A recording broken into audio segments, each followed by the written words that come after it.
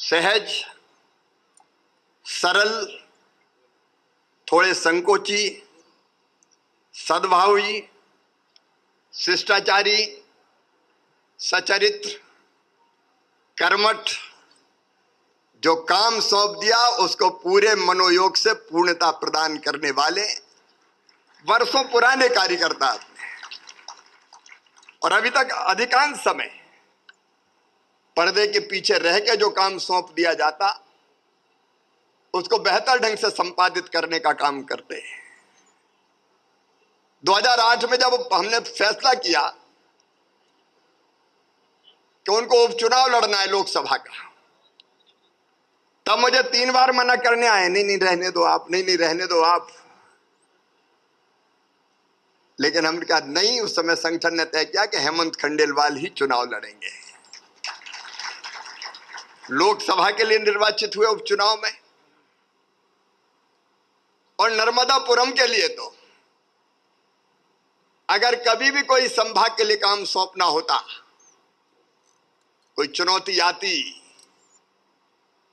और जरूरत पड़ती कि इस समस्या का निदान कौन करे, समाधान कौन करे, तो हम लोगों को एक ही नाम ध्यान में आता था, श्री हेमंत खंडेलवाल।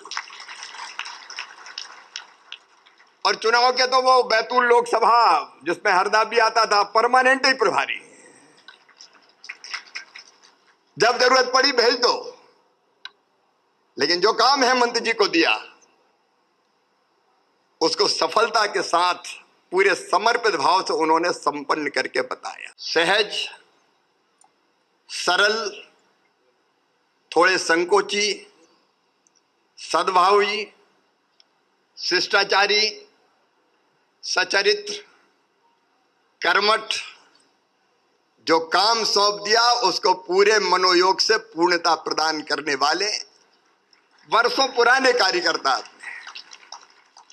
और अभी तक अधिकांश समय पर्दे के पीछे रह के जो काम सौंप दिया जाता उसको बेहतर ढंग से संपादित करने का काम करते हैं।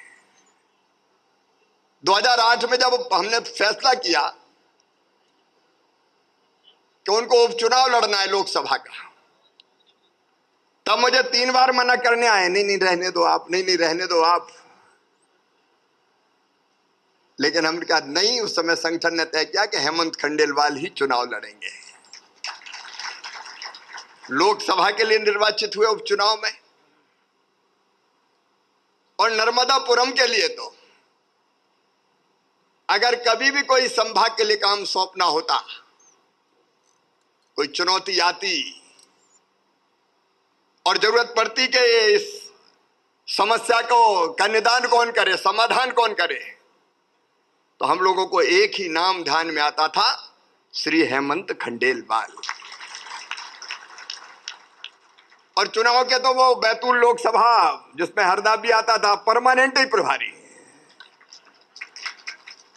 जब जरूरत पड़ी भेज दो। लेकिन जो काम हेमंत जी को दिया उसको सफलता के साथ पूरे समर्पित भाव से उन्होंने संपन्न करके बताया।